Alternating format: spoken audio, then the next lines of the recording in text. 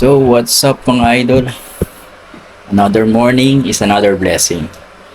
So, yan mga idol, salamat sa Diyos sa isa na naman po mabuting pagkakataon. At ngayon po yan po, isa na po tayong caregiver dito sa Cayman Island. At siguro, yung first day ko may share ko sa inyo na siyempre medyo nanibago tayo dahil matagal natin hindi ginawa yung trabaho na yun. At mabuti na lang mabait yung kasama kong caregiver. Isa siyang Jamaican. Tinuturo niya sa akin yung mga routine usually ginagawa niya dito araw-araw. Kaya medyo nag-a-adjust pa tayo. Sabi ko balik caregiver tayo. At medyo nanibago tayo dun sa unang araw natin dahil syempre alamin pa natin yung routine kung ano ba yung ginagawa sa pasyente araw-araw. Pagising ng pasyente, kinuha ko yung vital sign niya. Andiyan yung maliligo na siya. Siyempre, assist natin. Okay man yung pasyente ko lalaki, nakakakilos pa. Unlike dun sa babae, nasa kama na lang siya. Kaya doon ako nag-a-assist pagka pinaliliguan yung alaga namin babae. Pero ako nakatoka ako dun sa lalaki. Kaya hindi ganun kahirap dahil nakakalakad pa naman si amo natin bago. Ayun, nanibago lang kasi sa thrift shop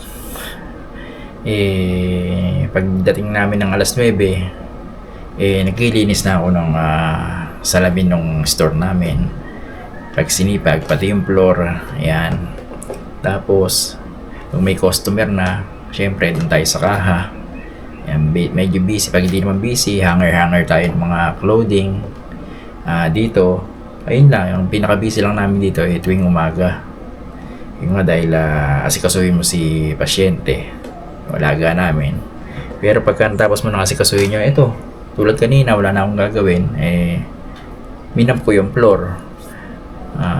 Nagmap ako ng floor nung buong bahay kasi wala namang ginagawa. Pagkakain ni alaga ko, bumalik sa kwarto niya, nahiga. Alang titigan ko lang yon. Kaya ayun, ganun trabaho ng caregiver dito. Masaya dahil nakabalik ako sa field na yon. Dahil yun man talaga yung ating pinag-aralan nursing aid. Pero ang background talaga natin experience caregiver. Tapos nag-safety officer din tayo dyan sa Pilipinas kasi nga may medical background ako, yung which is nursing aid. Kaya ito, bagong buhay, bagong experience. Kaya yung mga nagpaplanong mag-caregiver sa inyo mga idol dito sa Cayman Island, sa akin dahil hindi mahirap mag-apply ng caregiver dito. Dapat lang marunong ka mag-drive. Bakit? Kasi andyan ikaw yung mag-grocery. Ikaw yung kukuha ng gamot dun sa pharmacy. Tapos kailangan marunong mag-drive. Pag may appointment si pasyente, ikaw magdadrive para sa kanya. Kaya kung magke-caregiver ka dito sa Pilipinas, sa Cayman Island, dapat marunong ka mag-drive. Tapos yung mga certificates nyo, dalhin nyo certificates nyo kasi tulad nito, ang magbabayad ng aking salary yung insurance, at isa sa requirements yung certificate natin kasama ng ating mga resumes. Makikita doon yung ating experience, ilang taon tayong may experience bilang caregiver, dahil doon ibabase ni insurance yung ating salary. Yun, kaya ako medyo ito talaga yung field ko, kaya paldo. Hindi, basta makita lang nila na qualified kayo as caregiver. Sila yung nag-aano nung may range sila level 1, level 2, level 3. Doon yata tayo pumalo sa level 2. Kaya ayun, marunong ka mag-drive, yung certificate mo, experience, lagay mo sa CV. Kung papasok ka dito ng hindi caregiver yung applyan mo, huwag mo maalisin sa CV mo yung experience mo as caregiver kung may plano ka mag-caregiver dito sa isla. Baka matulad kayo dun sa iba nating mga transcriber na dahil mag-apply sila dito ng sa restaurant, pansamantala lang pala, inalis nila yung mga talagang skills nila. Ngayon, nung nakakita na sila ng trabaho na skills talaga nila, hindi sila makabalik kasi inalis nila sa resume yung experience na yun. Dapat mag-iiwan kayo mga idol, mag-iwan kayo ng caregiver experience nyo, kung ano man i-apply nyo dito. Diba, kung mag-cleaner kayo, huwag nyo tanggalin lahat yung caregiver experience nyo. Mag-iwan kayo, at least may makita sila na dati ka palang caregiver. Yun, swak yun mga idol. Prepare lang tayo ng merienda natin habang ako'y nagbablog. O yun nga mga idol, bakit ko nasabing hindi mahirap mag-apply ng caregiver dito. Kasi alam nyo mga idol, pangatlo tong offer na to sa akin.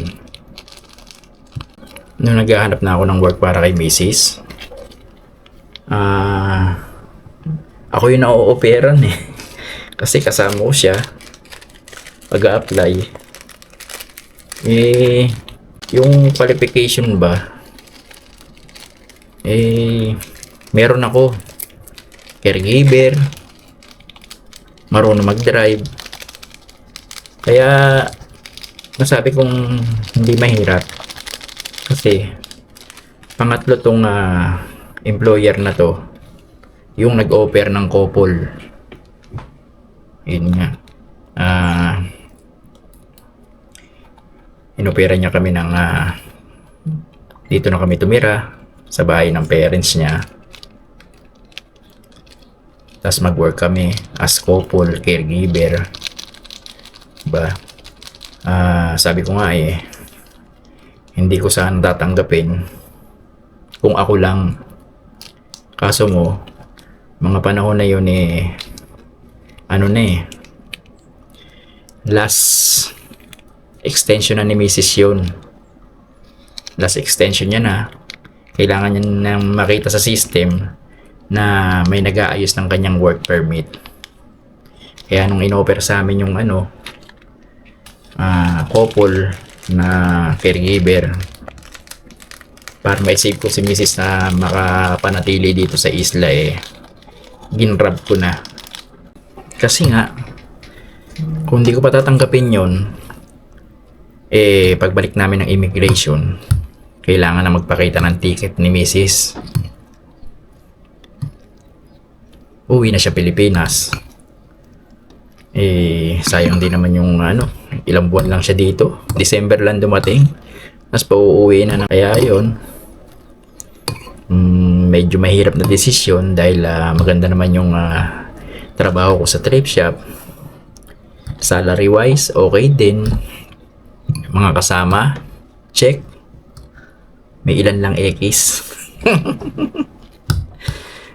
Pero hindi naman natin sila lagi kasama dahil magkakahiwalay naman kami ng branch nun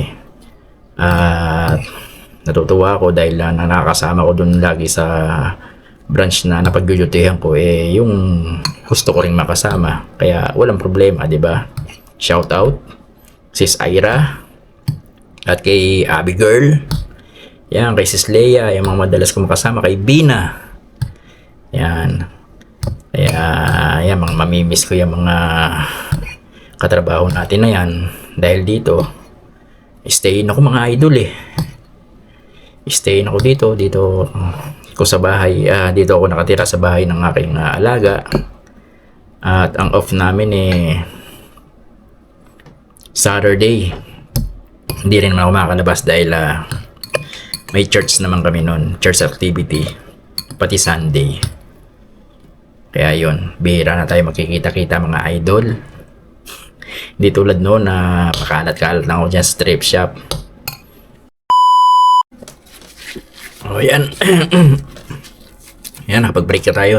Nga ng mga idol, no? Yun. Gaya na sabi ko, yun mga kailangan natin pagka mag-a-apply tayo ng caregiver dito sa isla. Hindi maligalig, hindi maraming arte yung pag-a-apply ng trabaho dito. Basta mahalaga talaga, unang tanong, kung marunong ka mag-drive. Kasi napakahalaga na marunong mag-drive pagka caregiver ka dito sa isla. siguro yan muna ng mga idol, no? Kasi unang linggo natin ngayon, kaya wala pa akong gaanong may share sa inyo experience ko dito sa bago kong trabaho. Kaya siguro ganyan muna mga idol, hanggang sa muli. Let's continue to share the love, the legacy, and let's promote peace.